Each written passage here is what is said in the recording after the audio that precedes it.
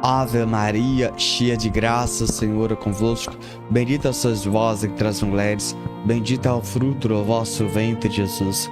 Santa Maria, Mãe de Deus, rogai por nós, pecadores, agora e na hora da nossa morte. Amém. São Padre Pio, intercedei por nós. Olá, caríssimo, paz e bem, Deus abençoe o chamado que Deus tem para nossas vidas.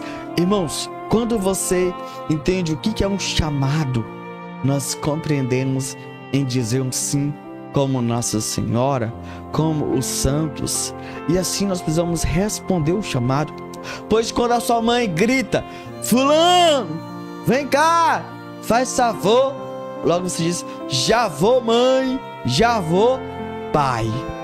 Então você ouviu e logo você obedece e vem ver e vem estar diante dela, ouve o que ela vai te orientar, recomendar, e você vai obedecer, realizar aquilo que ela está te orientando, te pedindo para fazer.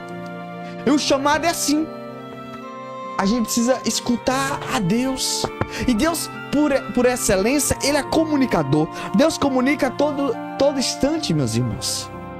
Só que eu e você, nós não podemos estar dispersos. Não. E para escutar a Deus, para ouvir a voz de Deus, é só a gente estar sempre em oração, em unidade, em estado de graça e santidade. E Deus nos chama.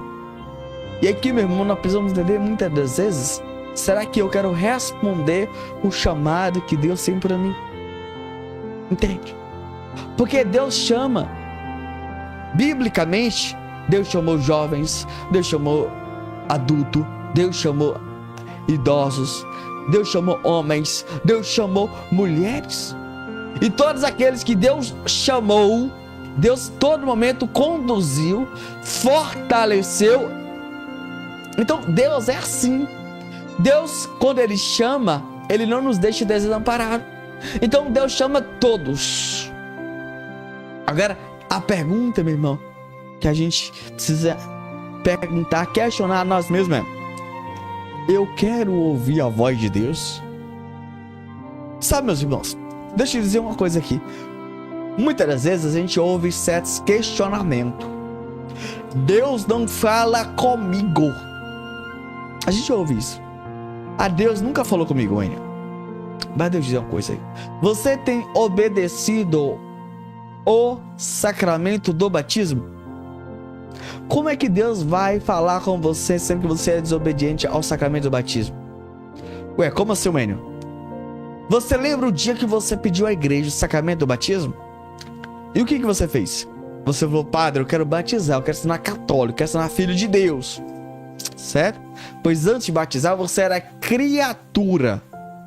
Você tinha a mancha do pecado original.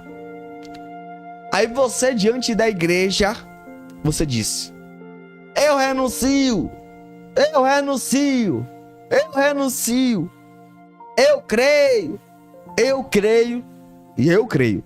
Você lembra disso? Então, você renunciou 3 coisas e você disse: creio em 3 coisas. E o padre falou assim: essa é a fé que, sinceramente, da igreja recebemos e da igreja professamos. Você lembra disso? Eu te pergunto: você vive esses sacramentos? Ah, não. Então, aí está, meu irmão. Quando eu e você não obedece isso, significa que nós distanciamos de Deus. E aí que tá. Muitas das vezes a gente quer coisas mirabolantes. Ah, não, eu queria que Deus falasse comigo como falava com o Padre Pio. Mas o nível de santidade de Padre Pio, meu irmão, não se compara com o meu nível de santidade, não. Ué, por quê? Ué, porque você entende? Padre Pio era santo. Eu já não sou. Em vida, Padre Pio já era santo. Padre Pio era estigmatizado, transverberado. Padre Pio bilocava. Quantos milagres Padre Pio fez? Quantos rosários Padre Pio rezava por dia? Não era por mês. Entende? E aqui, meu irmão, eu te pergunto muitas vezes, eu e você, nós pelejamos para fazer 1 rosário por dia. É assim ou não é? É. Eu sei disso. E nós estamos nesse sofrimento. E tem vezes que você não reza nenhum por dia. E você quer ouvir a voz de Deus? Entende? É como que a sua alma está bloqueada para não ouvir a voz de Deus. Então nós precisamos compreender esse chamado que Deus tem para nós. Deus nos chama. Quando você, na sua casa, e você fala assim, eu vou para uma pizzaria, oh beleza, me convida que eu vou. Vou para uma churrascaria, oh beleza, me chama que eu vou. Vou para uma sorveteria, beleza. Aí você pega seu celular e vai chamar um carro de aplicativo. Então você vai chamar um automóvel, ou então uma motocicleta, certo? Então você chamou. Você chamou por um aplicativo, você chamou via WhatsApp, ou você ligou. Então você chamou. Por gentileza, vem aqui na minha casa me buscar e me leva até tal local. Percebe? Então você chamou. E aí você entra no automóvel ou na motocicleta e fala assim, eu quero ir para a pizzaria. Certo, tudo bem. Aí você entra no carro e ele vai. Só que imagina só, no meio do caminho fala assim, não, ó, você eu vou deixar você aqui, não vou te levar até o final não. Você vai pagar o cara que tá te conduzindo até lá? Não. Porque você contratou ele para ele te levar da sua casa até a pizzaria. Você chamou ele para isso. Você não chamou ele para deixar você no meio do caminho. Você tá entendendo muito bem o que eu tô falando? Então, o chamado de Deus é isso. O chamado de Deus para nossa vida é isso. Ah, Wayne, mas eu agora engravidei. Deixa eu falar uma coisa aqui. Você tá pensando que Deus é o quê? Criatura. Você acha que Deus não sabia que você ia engravidar? Deus sabia. Você acha que Deus ficou doido da cabeça para chamar uma mulher que ia ficar grávida? Deus sabia. Ah, Wayne, aconteceu umas coisas com a minha família, na minha casa, não tô suportando. Deus sabia. Deixa eu dizer uma coisa aqui. O inimigo vai tentar você. Vai te colocar à prova. Você vai passar por tudo isso. Por quê?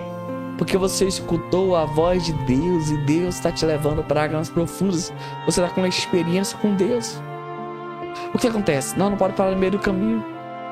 Quando nós estamos parando no meio do caminho? Entende? E aqui que tá, meu irmão. Nós somos assim. Ah, as coisas estão ficando difíceis, então. Não quero mais não. Padre, eu vou deixar a coordenação de tal grupo, de tal pastoral, de tal movimento. Quantas vezes eu e você não somos assim? Então nós temos que parar e refletir. Quem me chamou? Jesus. Então, Ele irá te conduzir, Ele te dará força esse tempo todo. Você está entendendo, meu irmão? E chamado, ninguém aposenta de um chamado. Ninguém tira férias, folga, recesso, licença prêmio. Não. Porque Deus sabia que você ia passar por todas essas tempestades. Deus sabia que você ia passar por todas essas realidades. Deus sabia. Entende? Tá tudo sob controle. Deus não falha. Deus não engana. Deus não é homem de voltar atrás. Então aquilo que Deus chama, Deus irá nos conduzir. Quando alguém está conduzindo o carro e bate uma buzina, certo? Ali chama a atenção da pessoa que está na frente, do lado e atrás, certo? Tipo um alerta. E nos carros também existe um alerta, que são as luzes, mas a buzina chama mais atenção do que alerta. O alerta chama a atenção dos carros, ou então das pessoas que estão olhando. Mas o barulho chama a atenção de todo mundo, mesmo quem não tá olhando. Mas chama a atenção. E quando chama, logo você olha para aquele local onde vem o barulho. E aí nós temos que entender uma coisa: o chamado de Deus. E esse olhar nós não podemos desviar. Sabe, meus irmãos, quantas vezes eu e você estamos desviando do caminho de Deus? Imagina só, você está dirigindo e você está indo para tal lugar. Só que você assim, não, agora, ó, o caminho é esse, mas eu vou pegar outro caminho. Só que o caminho que você vai pegar não te leva aonde você quer chegar.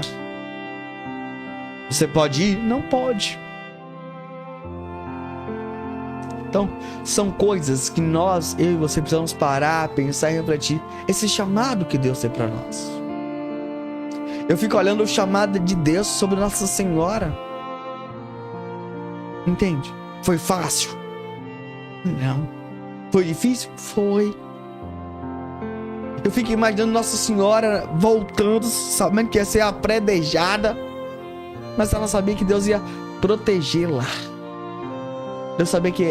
Ela sabia que Deus iria estar com ela. Entende?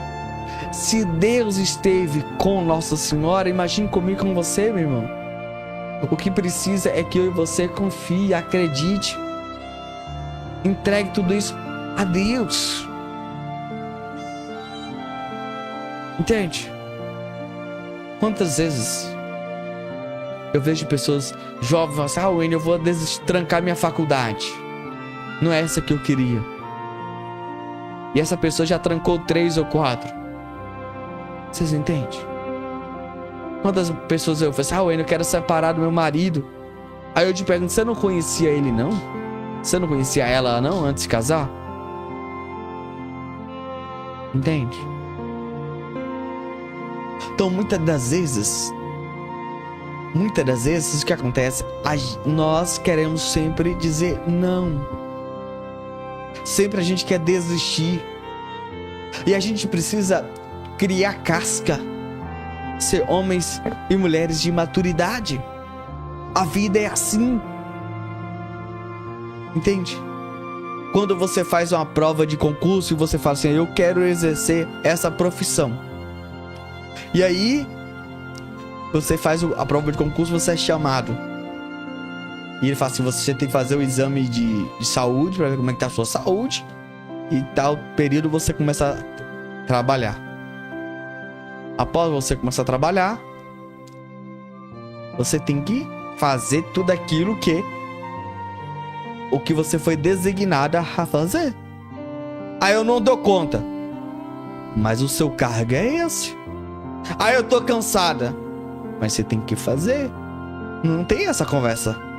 Não, eu não vou hoje. Mas você tem que ir. Você tem que cumprir 20 ou 40 horas semanais. Entende? Fala: tô entendendo tudo, Wayne. Compreendi.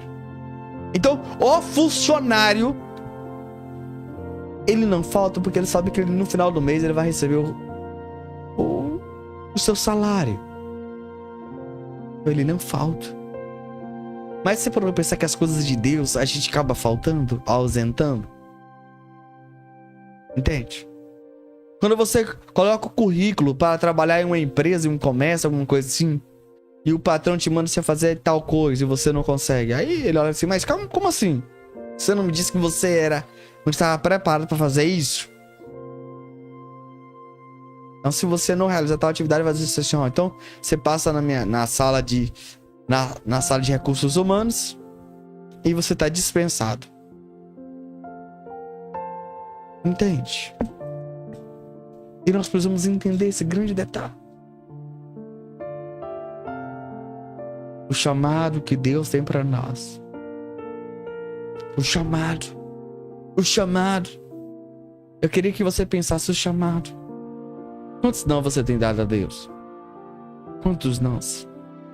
Você tem dito isso? Você tem vivido disso? Quantas vezes isso tem acontecido na sua vida? Eu queria que você pudesse pensar, parar e refletir. Como é que tem sido isso na sua vida? Sobre esse chamado que Deus tem para você, que Deus tem para nós. Meus irmãos, quando a gente entende, mas o que Deus está me pedindo é coisa impossível. Olha para Noé.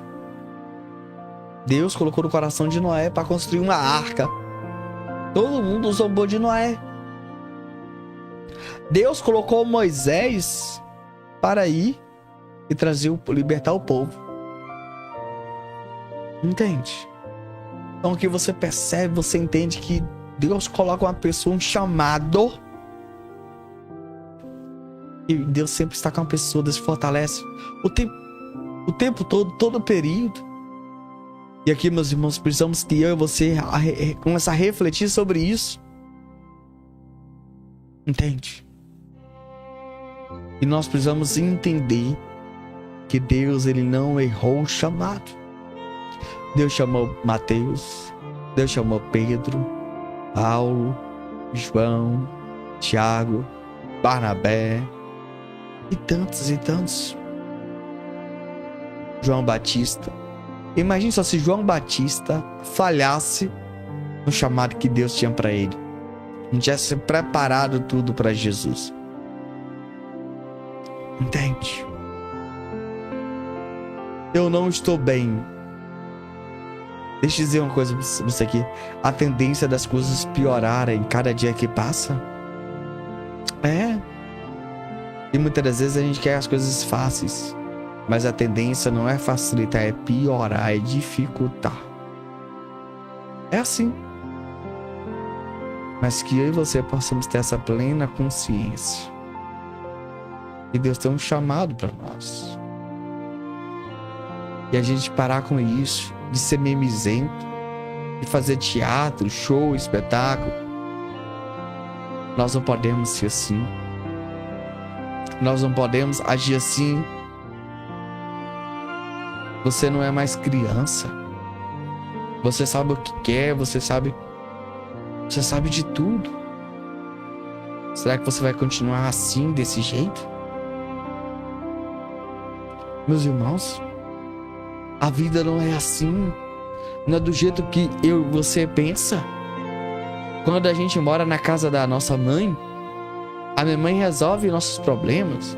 A mãe lava a nossa roupa, a mãe lava a louça, cozinha a comida. Mas quando você passa a morar sozinho, você tem que fazer tudo, resolver tudo. Será que eu e você vamos ser sempre dependentes de nossos pais? Nunca eu e você vamos crescer? Entende? Então há essa necessidade de crescer. E se a gente não crescer hoje, vai crescer que dia? Esse chamado que Deus tem para nós. Nós precisamos ter consciência disso. Que Deus quer nos curar.